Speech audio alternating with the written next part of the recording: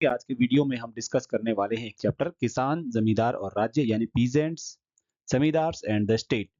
तो आज शुरू कर लेते हैं इस टॉपिक को जो है टॉपिक नंबर 8 अबुल फजल की आईने अकबरी क्लास 12th हिस्ट्री में।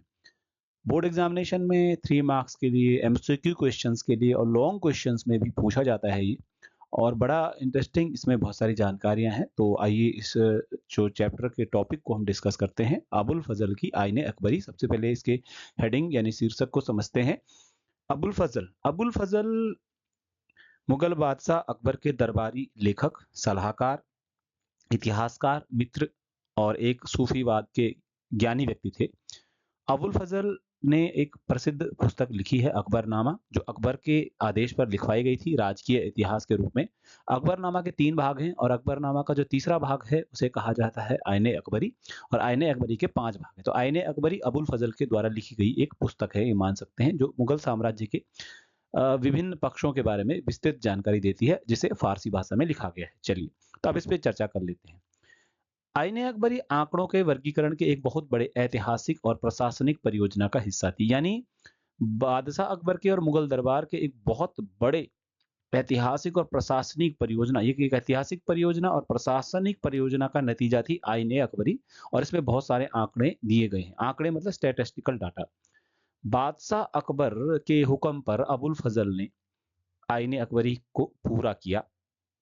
अकबर के शासन के 42वें वर्ष यानी 1598 ईस्वी में 5 संशोधनों के बाद इसे पूरा किया गया।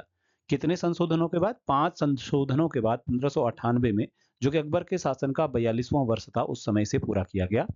आईने अकबरी इतिहास लिखने के एक ऐसे बृहत्तर परियोजना का हिस्सा थी जिसकी पहल अकबर ने की थी। यानी मुगल बहुत सिस्टमेटिकली अपना इतिहास लिखवा रहे थे और बादशाह अकबर स्वयं ज़्यादा शिक्षित न होने के बाद भी इस परियोजना में रुचि ले रहे थे। बादशाह अकबर ने बहुत बड़ी परियोजना शुरू करी जिसमें वो अपना इतिहास यानी आइन लिखवा रहा था। इस परियोजना का परिणाम था कि अकबरनामा, जिसे 3 जिल्दों में लिखा गया। यानी अकबर और मुगल दरबार की रुचि थी कि वह इतिहास मुगलों का लिखवाया जाए, इसलिए उसके अनुरूप ही अकबरनामा नामक ग्रंथ को 3 जिल्दों यानी 3 मुख्य रूप से हम मान सकते हैं 3 भागों में अकबरनामा ग्रंथ को लिखा गया। अबुल फजल ने लिखा। पहली 2 जिल्दों में ऐतिहासिक दास्तान पेश की गई। यानी पहली जो 2 जिल्द हैं, अकबरनामा के जो पहले 2 भाग हैं, उसमें इतिहास है मुगलों का। ठीक है? मुगलों का इतिहास है और अकबर के शासनकाल का वर्णन है।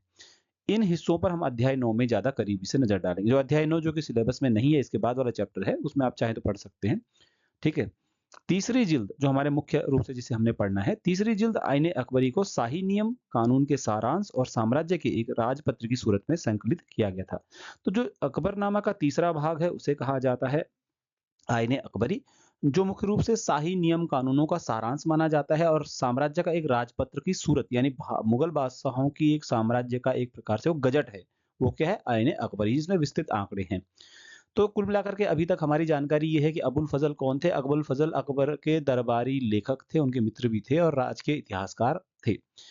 अबुल फजल ने आईने अकबरी लिखी है, अबुल फजल ने अकबरनामा लिखी है। आईने अकबरी अकबरनामा पुस्तक का 5वां भाग है और तीसरा भाग है और आईने अकबरी के कुल 5 भाग हैं। ठीक है?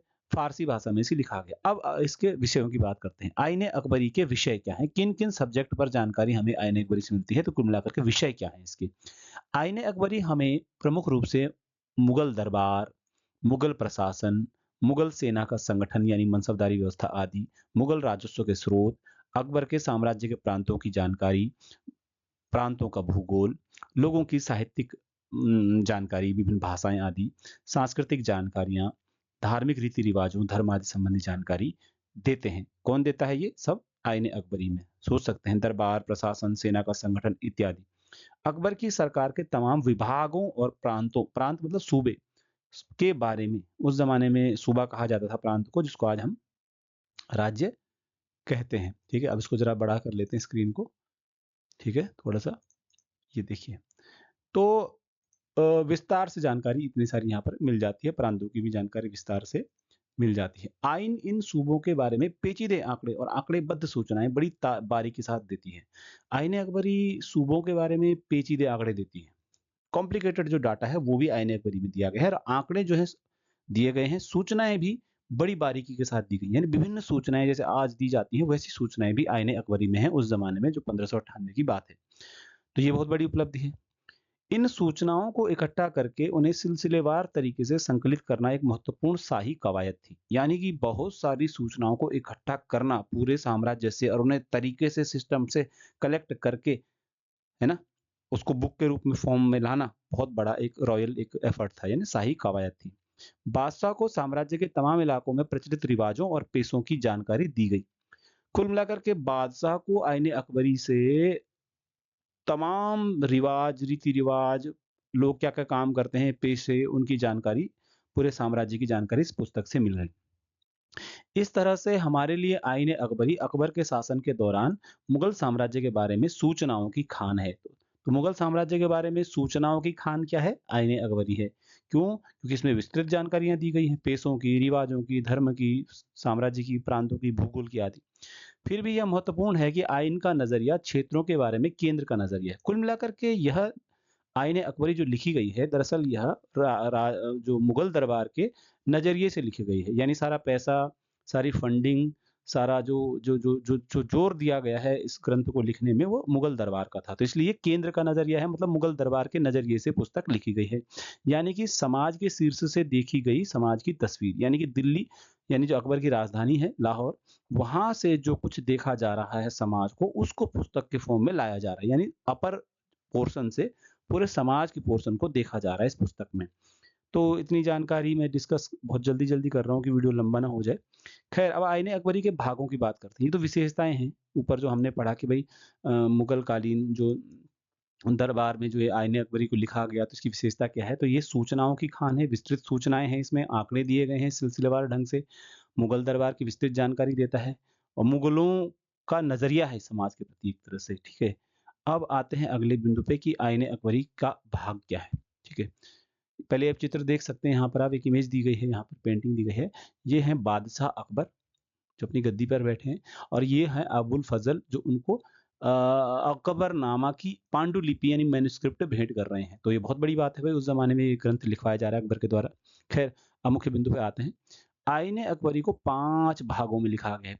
हर भाग को दफ्तर कहा जाता था। It is having the 5 volumes, 5 volumes हैं इसके। आईन अकबरी के कितने भाग हैं? 5 भाग हैं, 5 वॉल्यूम हैं। पहले 3 भाग जो है प्रशासन का विवरण देते हैं। First 3 parts gives the information about the administration. तो 5 भागों में हम नाम ले लेते हैं, पहले उन भागों के नाम क्या-क्या हैं, बात कर लेते हैं। आईन अकबरी के जो 5 भाग हैं, 5 दफ्तर हैं। हर भाग को क्या कहा गया है? दफ्तर, ठीक? आईन अकबरी के 5 दफ्तर हैं। चलिए, एक पहला भाग है मंजिल-ए-आबादी, ये है पहली किताब, फर्स्ट वॉल्यूम, फर्स्ट बुक। दूसरा भाग है सिपह-ए-आबादी, यानी दूसरा भाग, दूसरी किताब। तीसरा भाग है मुल्क-ए-आबादी, मुल्क-ए-आबादी तीसरा भाग है, ठीक है? तो कुल मिलाकर के मंजिल-ए-आबादी जो पहली किताब है, वो किस बारे में जानकारी देती है? शाही घर परिवार, यानी कि रॉयल डोमेस्टिक फैमिली हाउसहोल्ड के बारे में जानकारी देती है। शाही खानदान, शाही घर परिवार मुगलों का। रख-रखाव, मेंटेनेंस कैसा होता था, मुगलों के घर परिवार कैसे थे, महल कैसे थे वगैरह। दूसरा जो है सिपह-ए-आबादी, उससे हमें मुगलों के सैनिक संगठन, मिलिट्री ऑर्गेनाइजेशन, नागरिक प्रशासन यानी सिविल एडमिनिस्ट्रेशन, यानी मनसबदारी व्यवस्था आदि। नौकरों की व्यवस्था, यानी कि कितने नौकर थे, किस प्रकार से उनकी कैटेगरी थी। तो लिखा भी आगे रॉयल ऑफिसर्स यानी शाही अफसरों, मनसबदारों, विद्वानों, कवियों और कलाकारों की जीवनियाँ जो हैं आपको सिपह-ए-आबादी में मिलेंगी, जिसमें सिपाहियों यानी कि सेना की संबंधी जानकारियाँ हैं, कर्मचारी, विद्वान, कवियों की जानकारियाँ हैं। तीसरा है मुल्क-ए-आबादी। मुल्क की आबादी बहुत इंपॉर्टेंट है। मुल्क की आबादी वह भाग है जो साम्राज्य व प्रांतों के वित्तीय पहलुओं तथा राजस्व की दरों के आंकड़ों की विस्तृत जानकारी देने के बाद 12 प्रांतों का बयान देता है। तो इससे ये पता चलता है कि मुगल दरबार या वो साम्राज्य में उस समय 12 प्रांत थे, 12 सूबे थे या 12 राज्य थे। ठीक है? इससे पता चलता है। मुल्क की आबादी साम्राज्य व प्रांत के वित्तीय पहलू यानी कि आर्थिक स्थिति, आर्थिक आंकड़ों की जानकारी भी मुल्क ए आबादी से मिल जाती है। विस्तृत आंकड़े मिल राजस्व की दरों के आंकड़े मिल जाते हैं यहाँ से, है ना?